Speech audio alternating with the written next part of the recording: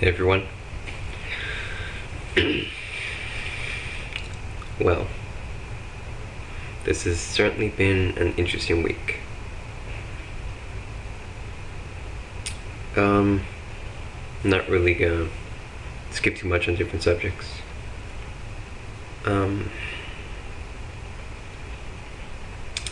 Basically, this would be an update from the last blog I did. Certain things have happened at GameStop. I won't say what they were, but I'm not too happy about them.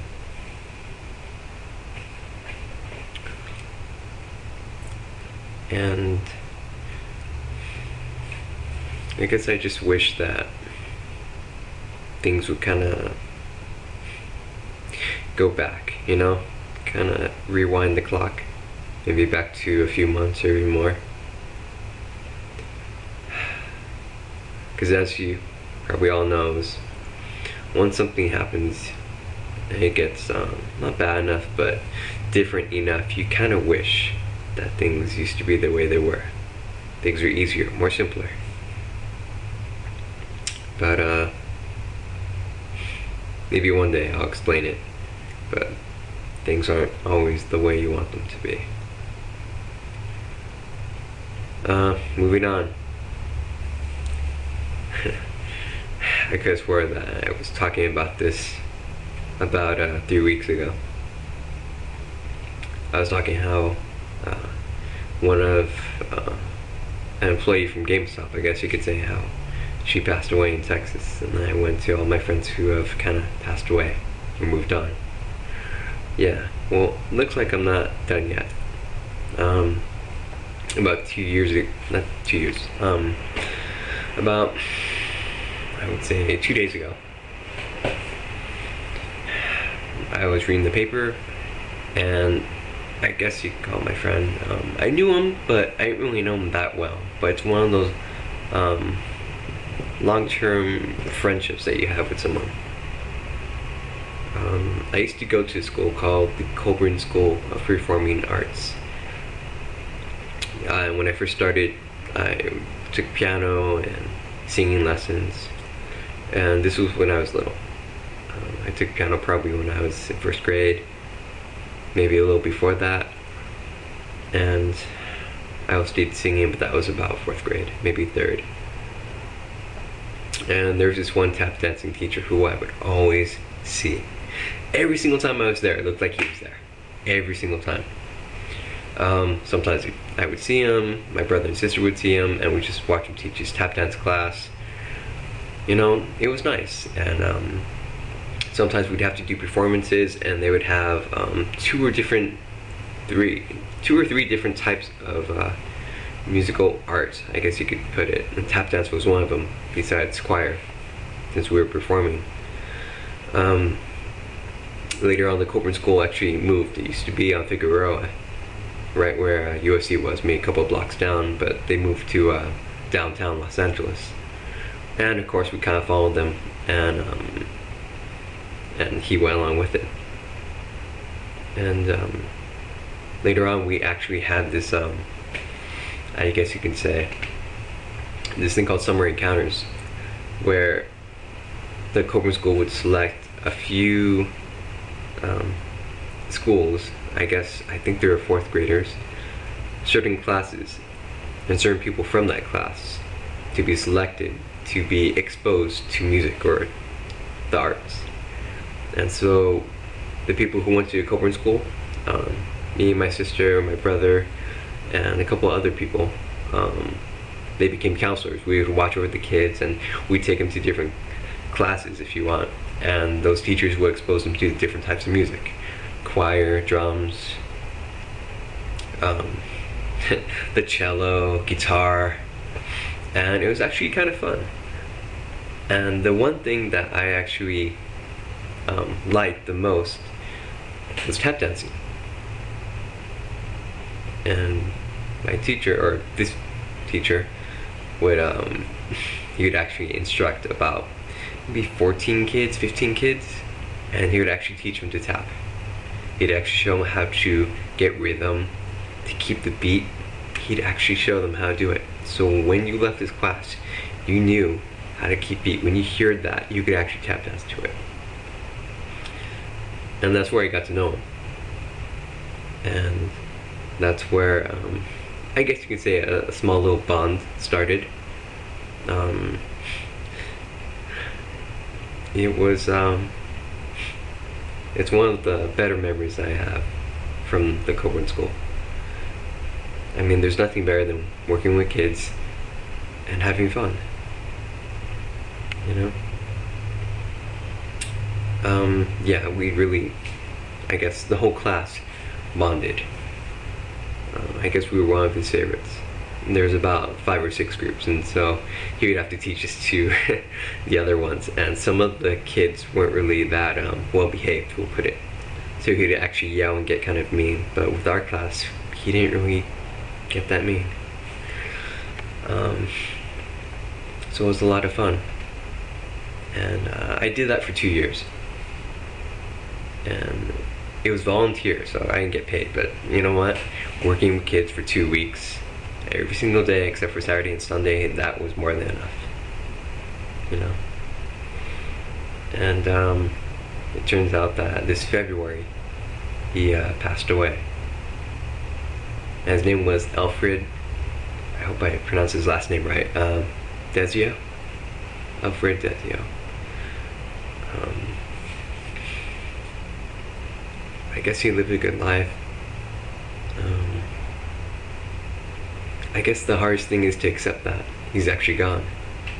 That the next time I go to the Coburn School just to visit or see he was there, that I won't see him. I won't hear his music. I won't hear anything. It'll be someone else. Someone who I'm not used to seeing.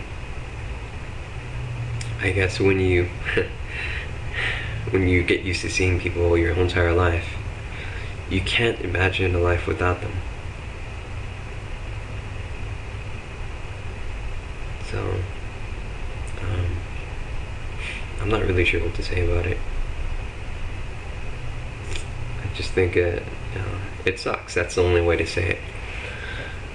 Out of all my friends that are passed away, the one word to describe it is that it sucks. Yeah, it's not a high-tech word. It's a plain, simple word that everyone uses. But that's the best word to use right now.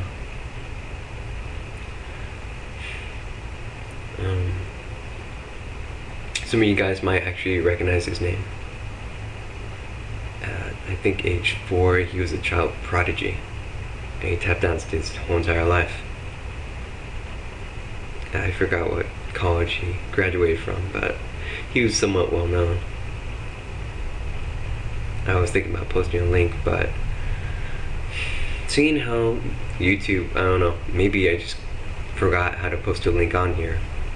Maybe I'll post a description, or I'll post it in the description so you guys can check it out. I'll just link up, I'll put the link down and you can just copy, paste it, or maybe you can just click on it and it'll link it to a picture of him. But that's the one thing that's kind of on my mind right now. Yeah. As you can probably see, death is not one thing that I like to talk about, or if I do, I don't handle it that well. You know, I tend to think it's unfair. You know, you have all these memories stored up, all these emotions, and yet you have to move on and forget about them. You know? I mean, how do you forget about a person you've known for what? 14 years? More than that? I'm not even talking about Alfred, but all my other friends who have passed on. So when I turn like 40 or 70, those memories are still there. The way I used to remember them, those memories are still there. All the things they said, they're still there. You know? I mean, let's put it this way. if I were to die tomorrow, how long would it take you to forget about me? All these video blogs I've posted up. Does it really mean anything? I know people always say that if a tree falls down and no one's around, does it make a sound? And this is the exact same thing I'm asking. You know? Once someone dies, how many months does it take you to move on? And once you move on, do you really forget? You forget that they were even alive? And that they were maybe supposed to be alive and grow up old with you and interact with your life, but yet their lives cut short. And you can't. Yeah, I like to analyze these things. I like to really break them down and very focused. Because most of the time I see things that most people don't see. You know, everyone focuses mostly about themselves. That's all people care about. You know, someone passes away, you care about them, but yeah, you don't really think about them after. You move on, the emotions pass, and yet you forget about them eventually.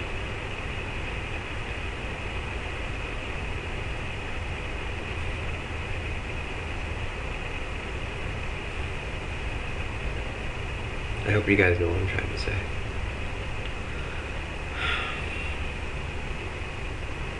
But yeah, that's it about that subject. If you guys want to make a comment, feel free to. If you guys knew who he was, feel free to pay your respects. You know, post a comment, something like that. I'm gonna move on to a different subject now. See if I can cheer myself up a little. So, if you guys read comic books, which I'm hoping that some of you guys do, you will know that Captain America kind of, something happened to him. I won't spoil it.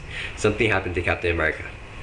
And it's in the Marvel Comics. You probably will find it difficult to find the comic that I'm talking about. But it was all over the news, the radio stations, everyone was talking about it. And if you're not a comic book person, then this won't have too much of an impact on you. Well, I'm sure you guys have already heard about it. So if you haven't, mute this, because I'm going to talk about it for the next maybe 3 or 5 minutes. Captain America died in the comic books. They shot him. And he's dead. That's it. That's why it was all over the news. Supposedly, I haven't read the comic book yet. I have it, but I haven't read it. Yes, people have spoiled it for me. I go into a comic book store and that's the first thing they say. Guess what happened? Captain America died. It's not like I was really into Captain America. You know, I wasn't like totally into it, where if someone spoiled it for me, I'd get really angry. Not at all. But there's some speculation to whether or not he's really dead. Anyway, he was actually, they covered it in the newspaper. And the thing that they were talking about is how different he is to all the other superheroes. Not in the comics, but what he actually stands for here, to us. Captain America was first created, I think it was Jack Kirby who did it. He was created right before World War II. And the comic books actually would stick with how America was. You know? When World War II was going on, I guess they would kind of follow the emotion of the American people. And throughout history, I guess they kind of, American people, or maybe, I don't know, the world, would just kind of go along with it. You know? Captain America was written very intelligently.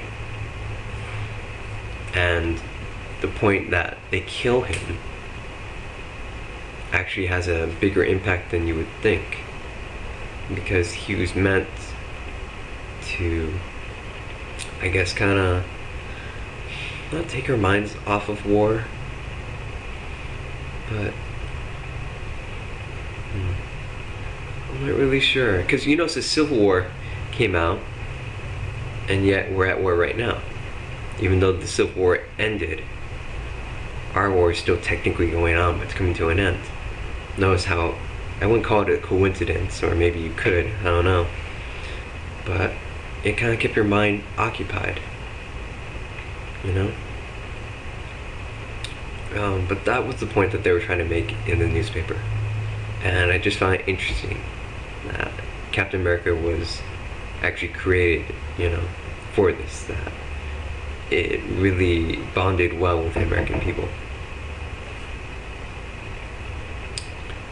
And well, I'll keep you updated if they do plan on bringing him back. I haven't read the issue again myself, but hopefully I'll see if I can. I still have a lot of issues to catch up on. Just to let you guys know, I heard 300 came out in theaters, so I'm gonna see if I can go and watch that. Hopefully I'll have someone to go with. I hope. But there's a lot of good movies coming out in March. 300, like I mentioned. Teenage Mutant Ninja Turtles. That one's supposed to be pretty good. And maybe there's one more. I don't know. I just can't think of it right now. But that's basically it. I'm sorry. I'm still in a depressed mood.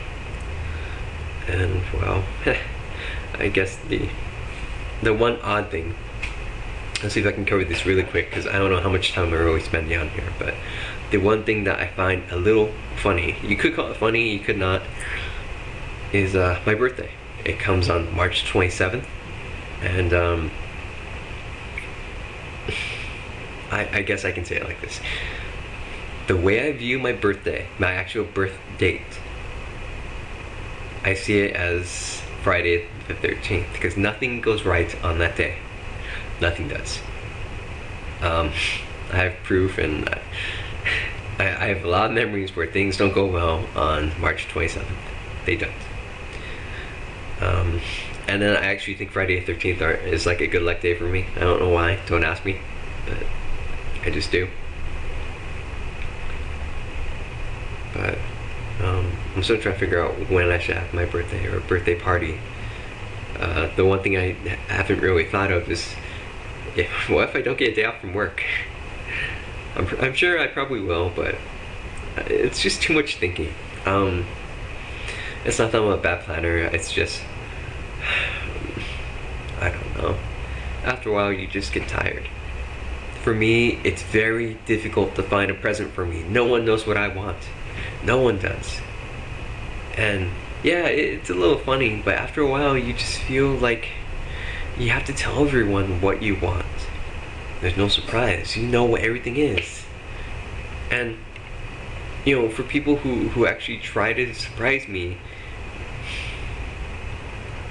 it's not exactly, I guess it's not exactly the best gift. Some of it is, but I don't know. Again, I'm gonna make this into a depressing point, but it seems like no one pays attention to me, you know? Everything I do, all the things I like, I buy myself, you know? All the movies that I emotionally get attached to, the ones I really like, no one buys them. I put them on a list and no one buys them.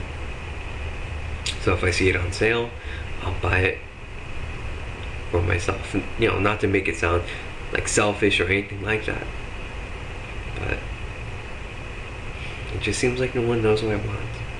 And it does get annoying. You know, everyone says, oh, what do you want for your birthday? I don't know. You're like one of my closest friends, or you're part of my family, and you live with me. I see you often. You know, you hear me listening to music, you see me watching TV, movies, and you see me constantly talking about all the things I'm interested in, and yet you don't know what I want. You don't know what interests me. How nice. I feel special now. I really do.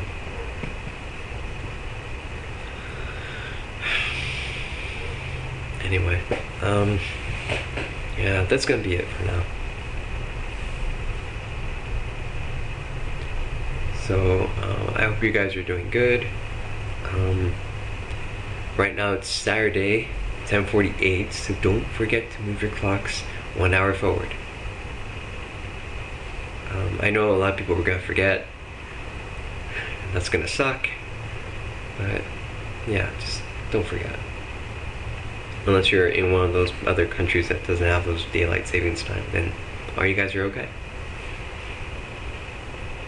And well, that's basically it.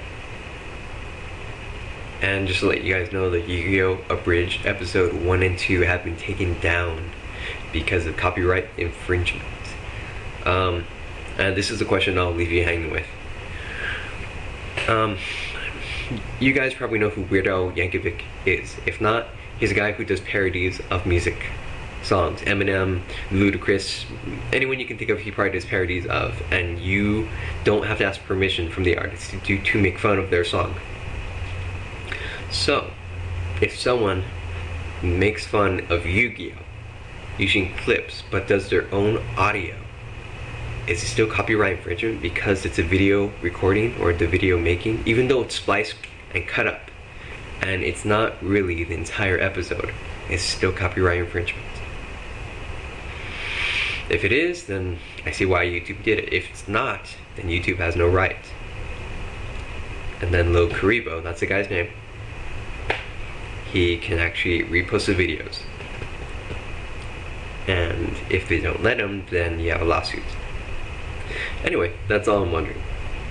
And yes, I'll post a link because he did a live performance of Yu-Gi-Oh! Basically, you can watch him do the ADRs. You know, he does all the voices. So I'll post a clip of that, or the link, so you can watch him do the entire first episode. Just him. No cartoon video. Anyway, that's it. Hope you guys are doing good. And yeah, just don't forget about moving the clock 1 hour forward. See you guys later. Bye.